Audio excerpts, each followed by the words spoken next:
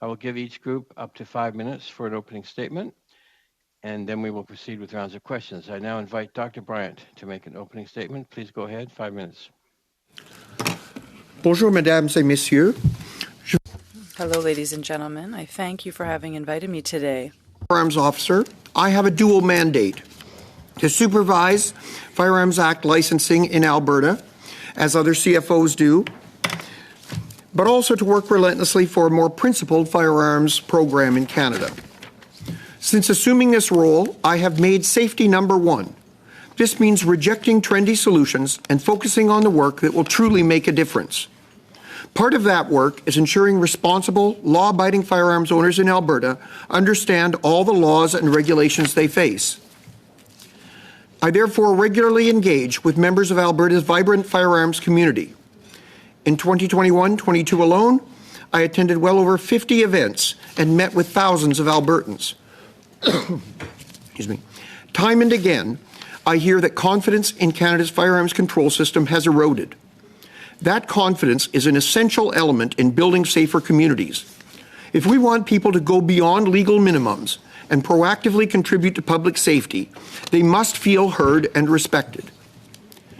Even after the withdrawal of G4 and G46, Bill C-21 continues to undermine confidence in our firearms control system, while contributing nothing to reducing the violent misuse of firearms. Bill C-21 is based on a fundamentally flawed premise. Prohibiting specific types of firearms is not an effective way of improving public safety. It will waste billions of taxpayer dollars that could have been used on more effective approaches, such as enforcement of firearms prohibition orders, reinforcing the border, or combating the drug trade and gang activity.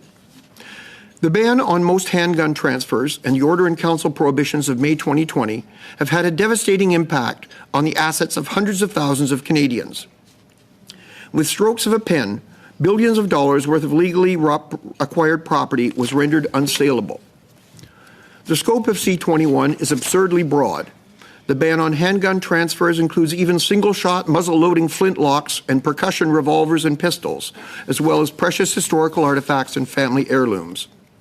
The loss of the sales of handguns and potentially almost all popular modern rifle designs threatens the survival of many multi-generational family firearms businesses. Gun shows, which are often a major social event and economic contributor in struggling small communities, are also being hard hit. The survival of many long-established, reputable shooting sports has been threatened.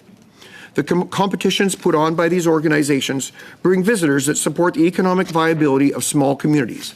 Without new entrants, these sports will atrophy and die.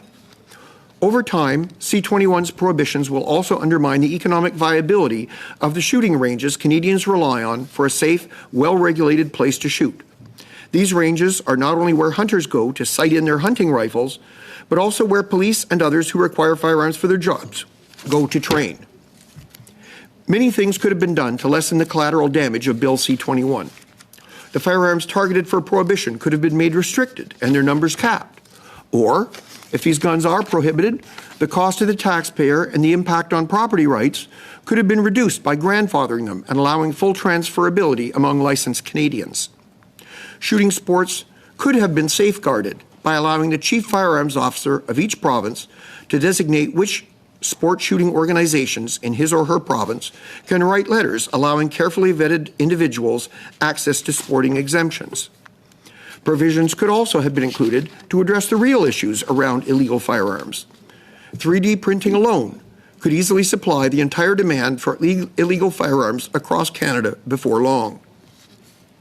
Regulating 3D printing without destroying new industries like video game development will require new and smarter approaches.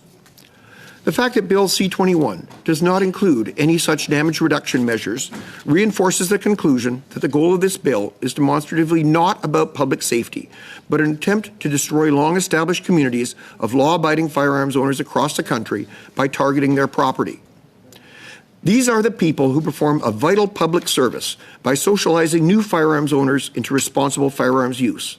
They are the allies, not the enemies of public safety. I urge you to recommend the withdrawal of Bill C-21 in its entirety, or at least to allow amendments to reduce its collateral damage.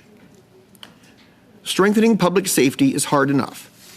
Please don't allow Bill C-21 to make it harder. Merci. Je serai heureuse de répondre à vos questions. Thank you, and I'll be happy to take your questions. Thank you, Doctor.